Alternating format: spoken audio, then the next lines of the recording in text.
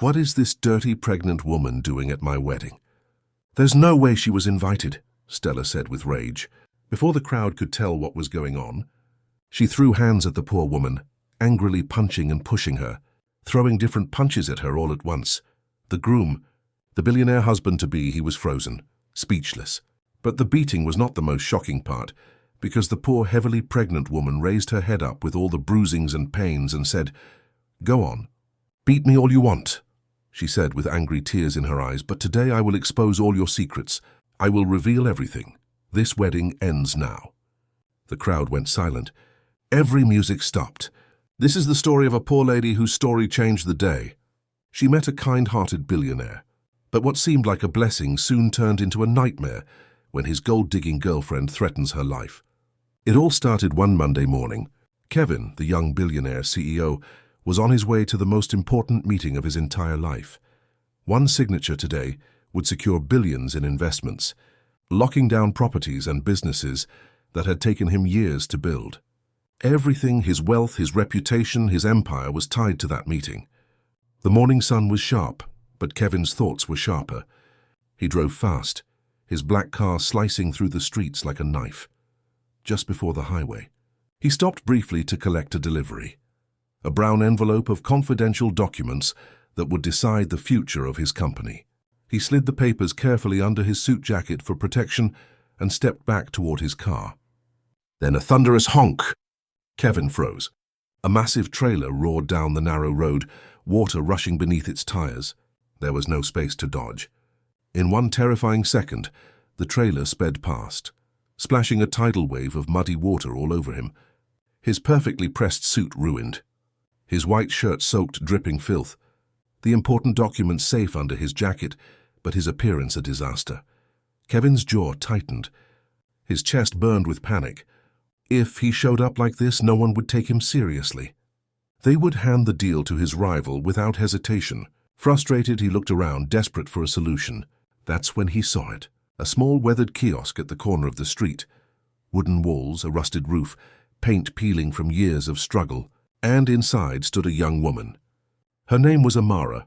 She looked up, surprised to see a man like him at her stall. She had been struggling for weeks, barely getting customers. Behind her kind smile was her own suffering, an arm that had never fully healed from sickness, leaving her in constant pain. Yet when she saw Kevin's distress, her first words were, "Don't worry, sir. I can help you." Her voice was soft, steady. Kevin blinked, caught off guard. He had never been spoken to with such simple kindness. That Monday morning, covered in mud on the roadside, was the moment their worlds collided, and neither of them knew this small act of kindness would unravel secrets that could destroy lives and stop a wedding before it ever began. Kevin kept going back to Amara's kiosk. At first it was just for quick fixes. She cleaned his suits, pressed his shirts, always smiling with a quiet strength, but soon he found himself drawn to her kindness. Sometimes she would come to his mansion herself, carrying neatly pressed suits in a small nylon bag. Kevin was used to boardrooms and billion-dollar deals, but somehow her presence in his home felt warmer than any wealth he had ever known. One evening, while delivering his clothes, Amara finally opened up. Her mother was gravely ill. Medical bills were piling up. She hadn't told him before because of pride. Kevin, moved by her honesty, took it upon himself to pay for her mother's treatments. That simple act tightened their bond, and soon they were inseparable. Late nights at the hospital turned into stolen conversations in his car. One night, as rain pattered against the windshield, Kevin leaned closer. "I want to know your story, Amara. Everything, who you really are." She lowered her gaze, her lips trembling. "I'll tell you soon." Then she kissed him. The kiss deepened, and that night they made love in his car. Two worlds colliding in a way neither of them planned. Kevin thought he had found a pure-hearted woman who cared for him beyond his wealth, but he didn't know she carried secrets that could burn. Everything he owned to the ground. Amara thought she had found a man who would finally take care of her and her dying mother.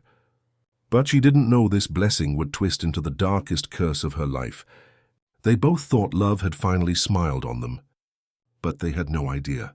Someone was watching, someone who would not allow this love to survive. Stella had always been in Kevin's life, at least on paper. When Kevin was just a boy, Both families had sealed a deal. His father and Stella's father were close friends, business partners and allies. To secure the future, they decided that one day their children would marry. But what Kevin's father never knew was that Stella's father had already lost his empire years ago. His company was gone, his accounts empty. All he had left was influence and pride. Aligning with Kevin's wealthy family was not about friendship anymore. It was survival. In Kevin's father's mind, the marriage would be a powerful union of two strong families. In reality, Stella's family needed Kevin more than Kevin would ever need them. That evening, inside the grand family mansion, voices rose. Kevin's father slammed the table. His mother, elegant but stern, folded her arms. "You must marry Stella," his father barked. "It's the best bet we have right now. This partnership has held us strong for decades. Don't destroy it with childish emotions." Kevin clenched his fists. His voice was calm but firm. "Father, I already have a woman I care about. I've made my choice." His mother shook her head, dismissive. "Kevin, you don't understand. This isn't about your choice. It's about our legacy, our bloodline, our wealth. Marrying Stella keeps everything within the family." He looked between them, his parents who had given him everything but freedom. His jaw tightened. "And what about love? What about what I want?" They exchanged glances. Cold, unmoved. His father leaned forward. "Love doesn't sustain wealth. Partnerships do." For the first time in years, Kevin felt the weight of his golden cage. They didn't care about his heart. They only cared about business. And upstairs, far away from that argument, Amara had no idea that forces bigger than her love story were already being arranged against her. The next morning, Kevin found Amara in tears. She was shaking, her face buried in her palms. "They destroyed it," she sobbed. "Destroyed what?" Kevin asked, panic rising. "My kiosk," she cried. "The only thing I had. The government came with trucks and tore everything down. No warning, no mercy. Everything is gone." Kevin's chest tightened. He could see the despair in her eyes, the hopelessness of losing, the only lifeline she had built with her hands. He reached for her hand firmly. "Don't cry, Amara. You're not alone anymore. From now on, you'll stay with me. You'll have a place in my house. I'll take care of you and everything else." For the first time in days, she managed a weak smile. From that day, Amara became a quiet presence in Kevin's mansion. She cooked simple meals, cleaned when she could, and tried to make herself useful. For Kevin, her presence was comforting. For her, it was survival, but not everyone welcomed her. One afternoon, as Amara folded clothes in the laundry room, a sharp voice cut through the silence. "Oh, so you're the laundry girl?" Stella's heels clicked against the marble floor. She folded her arms, smirking.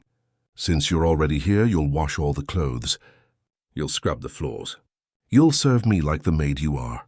Amara froze. Her hands trembled. She swallowed her tears and nodded. Day after day, Stella mocked her.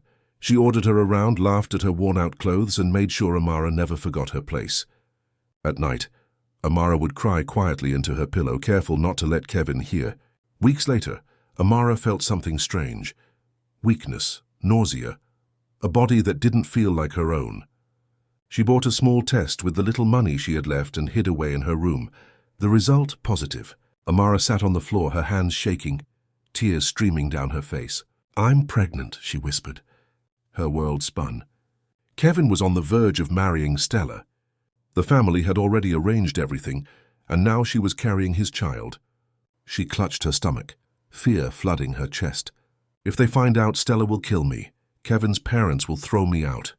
I can't let anyone know."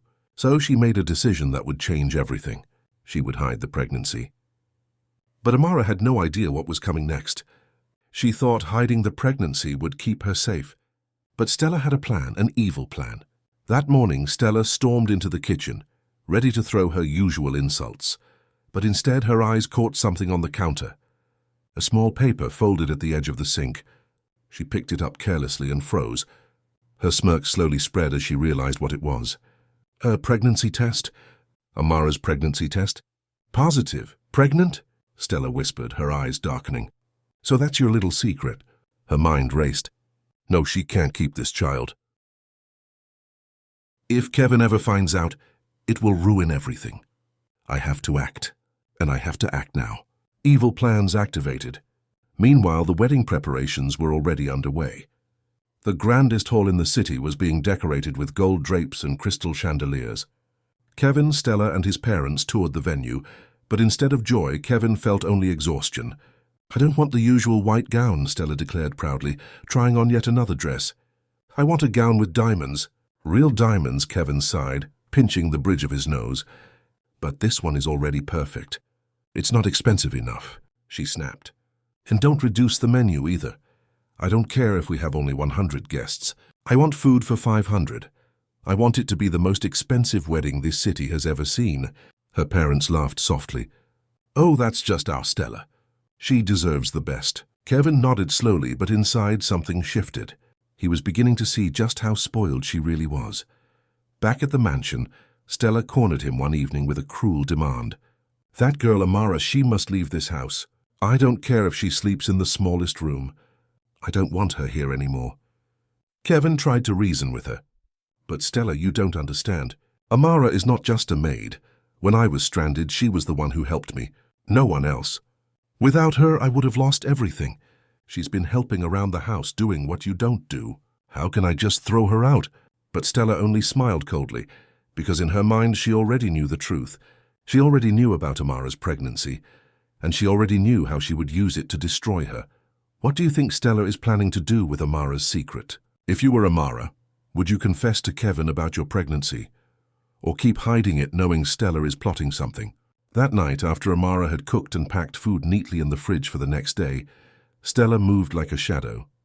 The mansion was quiet, the lights dim, Kevin fast asleep in his room. Amara, exhausted, was curled up in her bed. Stella tiptoed carefully, clutching a small bottle tightly in her palm. Inside, a dark liquid swirled. She looked around, her eyes sharp, her breath shallow. What was in that bottle? Nobody knew. The house was silent, too silent. She moved closer, her heels muffled against the tiles. Slowly, she opened the fridge, glanced back one more time and uncapped the bottle. A few drops fell into Amara's food. She stirred it lightly, then covered it back as though nothing had happened. With a wicked smile, she slipped away into the shadows. The next morning, Amara woke up groggy. Her stomach was already heavy with morning sickness. Still, she forced herself up. She swept the compound, washed clothes, and pushed through the fatigue like she always did. By the time she was done, she was too weak to stand. So she sat, opened the fridge, and ate from the food she had cooked. Minutes later, something felt wrong. Her stomach churned violently. She held her side, beads of sweat forming on her forehead. "What's happening to me?" she whispered, staggering. Her hands trembled. She gripped her stomach tighter, panic rising. Is this normal morning sickness, or is it something else? Was Amara poisoned? Did Stella slip an abortion pill into her food? Or was it something far worse? Kevin was in his office downtown when the call came. His driver burst into the building, panicked. Sir Amara collapsed at home. Kevin's heart dropped. Without a second thought, he grabbed his keys, stormed out, and sped through traffic like a madman. Tires screeched as he raced back to the mansion. He found Amara barely conscious, curled on the floor, clutching her stomach. "Amara, stay with me," Kevin shouted, lifting her in his arms. He rushed her to the hospital, his chest pounding with fear. And as Stella watched him carry Amara with such desperation, her eyes narrowed. For the first time, she saw the truth. Kevin didn't just care for Amara, he loved her. But instead of giving up, Stella's resolve grew darker. If he loves her this much, she thought bitterly, then I'll just have to destroy her completely. Kevin sat in the hospital corridor, his head buried in his hands. His shirt was rumpled, his eyes red from crying, and his face pale with exhaustion. He hadn't been to work in days. He hadn't eaten. He hadn't even spoken a full sentence. Beside him, Stella placed a hand on his shoulder, her expression soft and full of fake concern. "Kevin, you have to be strong," she whispered, leaning close as though she cared. "Amar would want you to be fine. You'll get through this." Kevin didn't even respond. Just then, the doctor stepped out. His face was grim, his eyes downcast. Kevin shot to his feet instantly. "Doctor, please tell me she's okay, please." The doctor sighed, removed his glasses, and shook his head slowly. "I'm sorry, Amara didn't make it." The hallway fell silent. Kevin staggered back, clutching his chest. No, that's not true. She was fine yesterday. She was talking. Please, let me see her. Let me just see her one last time." The doctor avoided his eyes. "I'm sorry, Mr. Kevin. Her body has already been sent to her family. Stella knelt beside him, wrapping her arms around him tightly, pretending to cry too. It's okay, Kevin. I'm here for you. You still have me. But inside, her heart was ice cold. That night, Kevin sat alone in his mansion. He stared at Amara's folded clothes, still stacked neatly in the corner. He remembered her laugh, her gentle voice, the way she always said, "Don't worry, I'll help you." And now she was gone. His biggest torment was how to break the news to her sick mother. How could he look that woman in the eyes and tell her that the only daughter who kept her alive was no more? Kevin buried his face in his hands and wept like a child. To the world, to Stella, to Kevin, Amara was dead. But what they did not know was this. When Stella slipped the doctor millions in cash, she whispered her order coldly. "Make sure Amara never comes out of that hospital alive." The doctor nodded then, but when he stood by Amara's bed later that night, holding the syringe in his hand, he froze. Her face was pale, her body weak, but her spirit, he could feel it, was pure. He lowered his voice. "Amara, listen to me. They paid me to kill you. They paid me millions to end your life tonight, but I can't do it. I see light in you, girl. I know you're a good person." Amara's eyes widened in horror, her lips trembling. "What? Who would?" The doctor pressed a finger to his lips. "If you value your life, you must disappear. Don't go back to Kevin. Don't stay in this city. Stella and her people are powerful. If they realize you're alive, they'll come again. Go home. Go back to your village. Hide until the time is right." He pulled the drip from her arm and whispered urgently, "Run, Amara, run now." And so, while Kevin mourned, while Stella celebrated her victory in silence, Amara slipped away into the night, vanishing like a ghost. To the world, she was gone. But in truth, her story had only just begun. As Amara stumbled down the lonely road, her hands clutching her swollen belly and her eyes burning with tears, the weight of her world pressed harder than ever. Her mother was far away, sick and fragile, depending on her. Kevin, the only man who had shown her kindness, was left behind, still blind to Stella's schemes. And Stella, dangerous and desperate, would not stop until Amara was gone for good. Just when she thought the night could not grow darker, headlights cut across the road, blinding her trembling eyes. A sleek car slowed to a halt before her. The door creaked open, and a tall stranger stepped out, his figure looming against the night sky. Amara froze, her breath shallow, fear clawing at her chest. Who was he? A helper or another trap? Her fate hung in the balance,